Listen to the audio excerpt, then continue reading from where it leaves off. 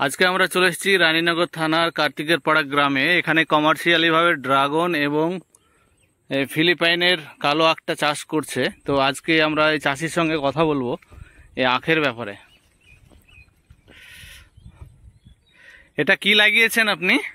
এটা কালো আখ, ফিলিপাইনের কালো আখ। তো এই আখ সম্পর্কে একটু বলুন আমাদের। এই আখ তো অত্যন্ত রসলো এবং তোমার প্রচন্ড মিষ্টি। প্রচন্ড মিষ্টি। আর কুশোর যে তোমার এইভাবে যে টান মেরে হাতে বাড়ি মারো।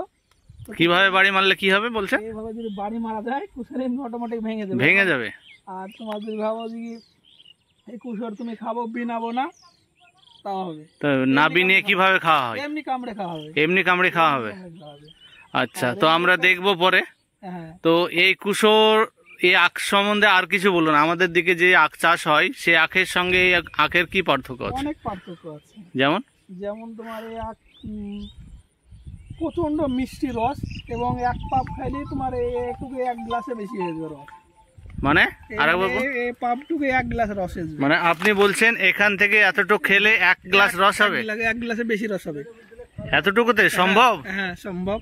আমি বানিয়ে দেখিয়ে দেবো, না হলে না সম্ভব হলে আমি বানিয়ে বাড়িতে দেখিয়ে দেবো।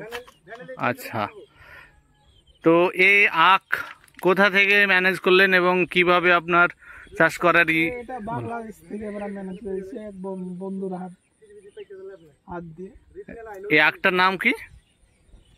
ফিলিপাইনের ব্ল্যাক কিন।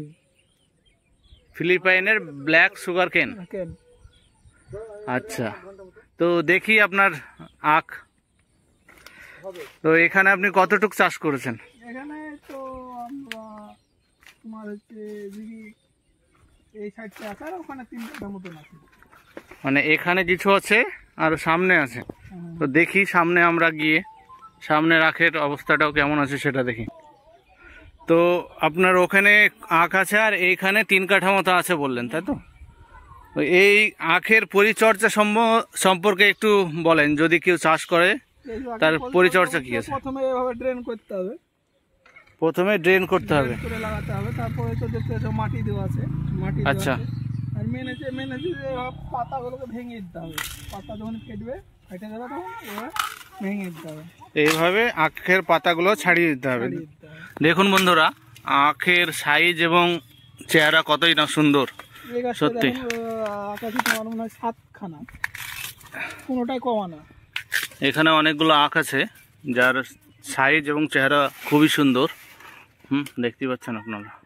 তো এই আখ কমার্শিয়ালি ভাবে চাষ করলে কেমন হবে? মানে আমরা তো সাধারণত চাষিরা চাষ করব টাকার কথা ভেবে। তো 1 বিঘা জমিতে চাষ করলে কেমন খরচা এবং কত টাকা প্রফিট করার সম্ভাবনা আছে বলে মনে হয় আপনার?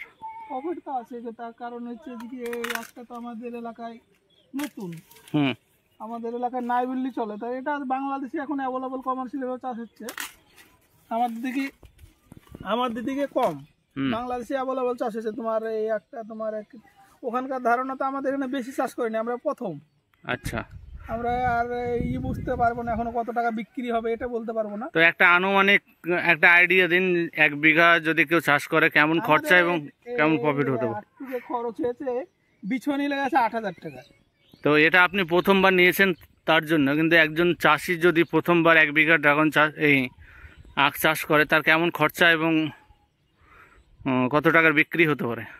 1 বিঘা চাষ করলে তার অনুমানিক 60-70। আচ্ছা, আর বিক্রি 60,000 টাকা খরচা হতে পারে। বিক্রি 2 লাখের উপর। 2 লাখের ওপর। আচ্ছা, তো আপনাদের আখগুলো দেখাই আমি কিছু ঘুরে ঘুরে। এই দেখুন, আখের সাইজ এবং চেহারা সত্যিই খুব সুন্দর। এরকম কালো আখ আমাদের দিকে দেখা যায় না। তো এই আখ পার্সোনালি আমিও অনেক খেয়েছি, তো খেতে খুবই সুস্বাদু। আমাদের যে রেগুলার আখ হয়, মানে আমাদের দিকে যে আখগুলো চাষ হয় তার থেকে অনেক সুস্বাদু এই আখ খেতে। তো তিনি কমার্শিয়ালিভাবে এখানে চাষ শুরু করেছেন 4 কাঠা জমি দিয়ে, 3 কাঠা বা 4 কাঠা। তো উনি 1 বিঘা সম্বন্ধে অতটা আইডিয়া নেই ওনার, তবে ওনার জন্য শুভকামনা রইল। তবে আচ্ছা, আর একটা কথা, আপনার কাছে যদি কেউ চারা, আখের চারা যদি নিতে চায় তাহলে কি পাওয়া যাবে? হ্যাঁ, পাওয়া যাবে, এখন অবশ্যই পাওয়া যাবে। তো চারা আপনার, তাহলে শুনলেন এখানে চারাও রেডি হয়ে গেছে বলছে, কারণ ওই আখগুলো অনেক বড় বড় হয়ে গেছে, 5-6 ফুট। তো কেউ চারার জন্য, কারোর চারার যদি দরকার থাকে আমাদের সঙ্গে যোগাযোগ করবেন, আপনার চারা ব্যবস্থা করে দেওয়া হবে।